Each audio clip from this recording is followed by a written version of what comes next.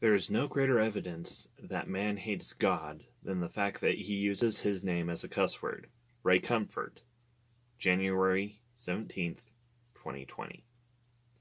Well, Kentucky Fried Christ, I guess it's time to talk about blasphemy.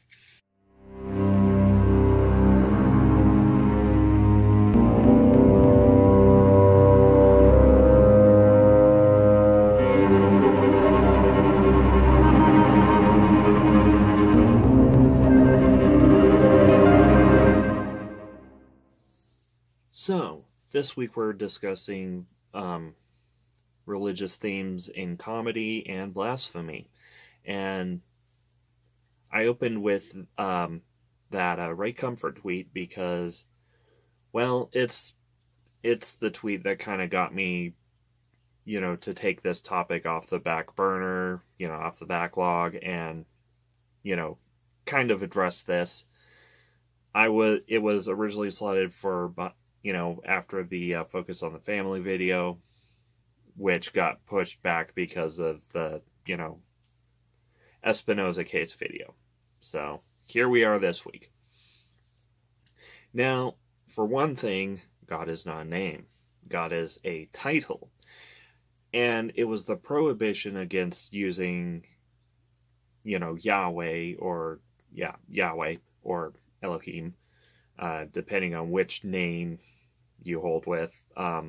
I think there's proof, I think there's theories that there were, two different gods, Yahweh and Elohim, that got, mixed together, Yahweh and El, that got, mixed together, mashed together to become the Abrahamic God as we know him today. That's not exact, but that's beside the point. It's basically, the, Israelites could not use the name of their God lightly, so they didn't use it at all, and hence that God became known as the God of Abraham, or the God of the Israelites, and eventually as the Abrahamic God, influence spread through Christianity, just God.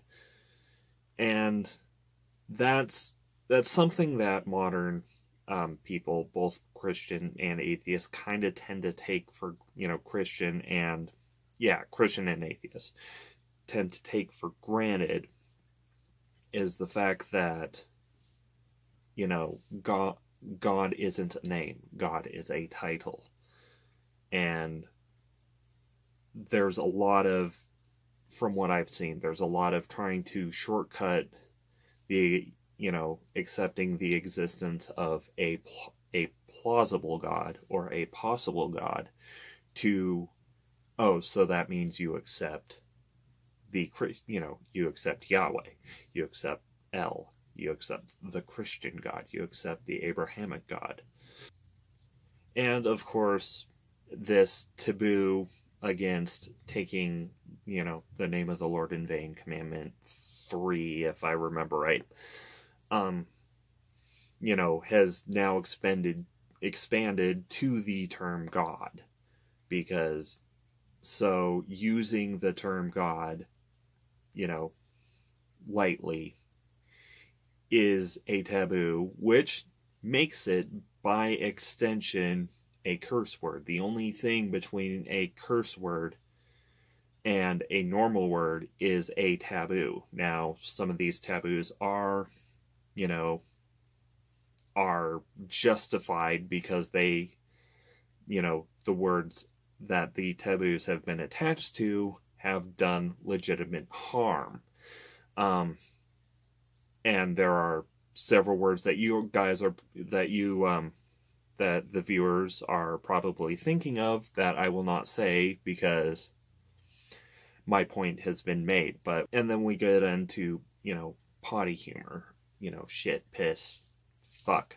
Well, yeah, it involves nasty bits, so fuck.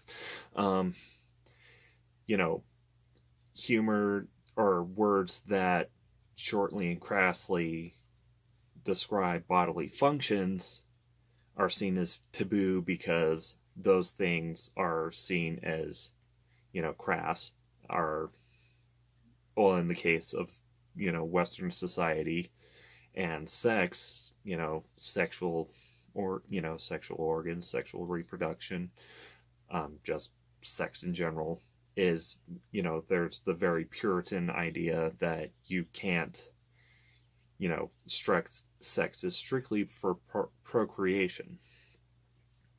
And thus, there's those, taboos attached to, these terms. And of course, there's no issue with me saying those.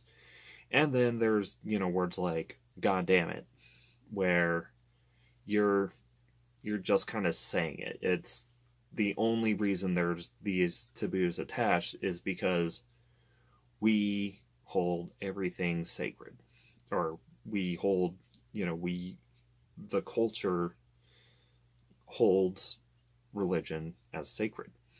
And that's why, or that's part of the reason why it's taken so seriously. I mean, those who believe do see that, it's a case of your eternal soul, lest you be cast down into the fires of hell, and to be tormented by demons for all of eternity in darkness and fires. But that's the thing is, and this leads into the more meaty topic of discussion about the use of religious themes in comedy. Because comedy serves a very specific and very important purpose. It serves to get people to take a think. Yes, it does, release laughter does release dopamine. They say laughter is the best medicine. And laughing together over a comedy is a social bonding experience that makes you feel better. However, comedy is also a very potent tool to make you think about what it's poking fun at. What it's poking fun at. It's the way to show that the high and mighty aren't so high and mighty after all. Or at least when it's being used properly, for lack of a better word. It's very effective at bringing the high and mighty low. And so perhaps the ultra seriousness that people, especially in the West, have held in regards to Christianity and in regards to Yahweh. Perhaps the fact that few really do poke fun at the big invisible, at the Sky Daddy. Perhaps that could be a reason why religion has had such a grip on the culture over the past centuries. And I mean, even Dante's Divine Comedy isn't really comedic in our haha kind of terms. And also a lot of the jokes and even as late as the 17th century, a lot of the jokes in Christopher Marlowe's Dr. Faustus, while some of them do touch on religious themes, It's more about how the caricature of an atheist, Dr. Faustus, is ruining his soul and setting up the eventual tragic end of the play where he gets dragged into hell.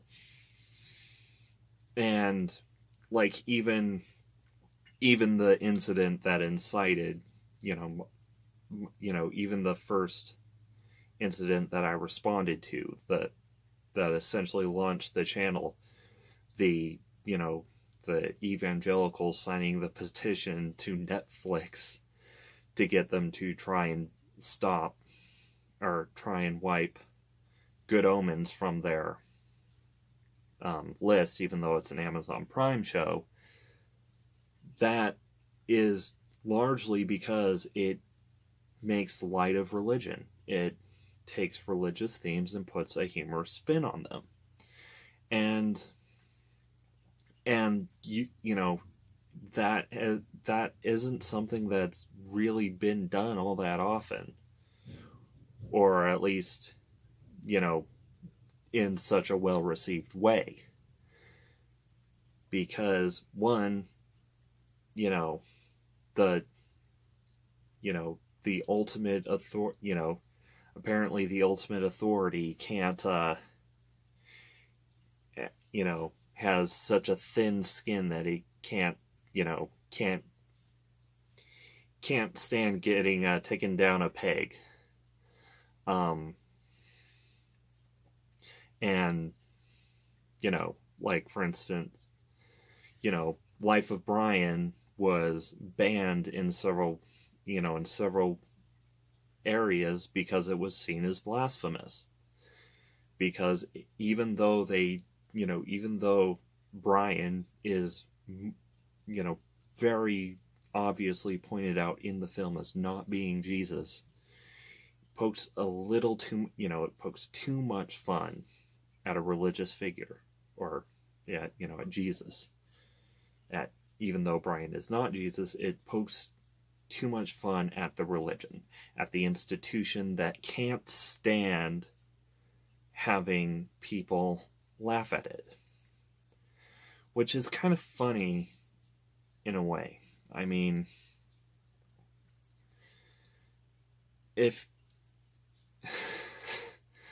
and I suppose that could be why, Christian comedy is so bland.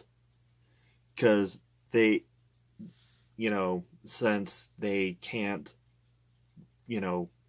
take jabs at their own institutions. They can't take, they can't find the absurdities in their own book and bring them out for the light to, bring them into the light for the world to, for the congregations to have a good chuckle at.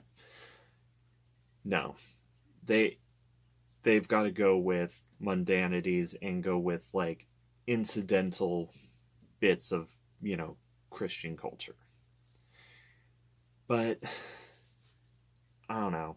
Perhaps we should, sit back, watch Dogma, watch Life of Brian, and get thinking about how absurd, in the comedic sense, how, about how, Jesus decided to go off. He just went off for a smoke. Or, wow, I can't even, I guess call it my upbringing. I can't even think of some good zingers to put out right now. Well, anyways, hope you enjoyed this, this little chat. Be sure to like, share, subscribe, and, all the YouTube things. Sit back, have a chuckle at the big invisible man in the sky, because if he is so omnipotent, he can, he should be able to take a joke. I mean, look at the platypus. But, have a good yuck, because there's the dopamine there's the oxytocin. And also, remember, indoctrination is a hell of a drug. And always look on the bright side of life. Always look on the bright side of life. La la, la la la la la la. Life's a piece of shit when you look at it. Life's a laugh and death's a joke, it's true.